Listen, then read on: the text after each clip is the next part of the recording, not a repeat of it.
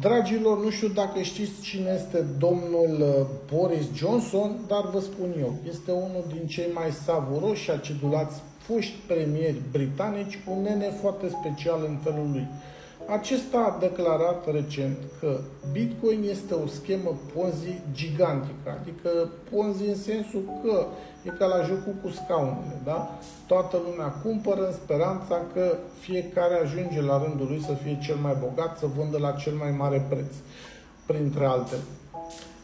De-a lungul timpului au mai fost și alți domni interesanți care au spus, gen Larry Fink, fondator și gestionar pe acolo pe la BlackRock, cel mai mare asset manager de în lumea asta, spune acum 6-7 ani că Bitcoin nu este folosit doar de interlop, doar în activități ilegale și așa mai departe.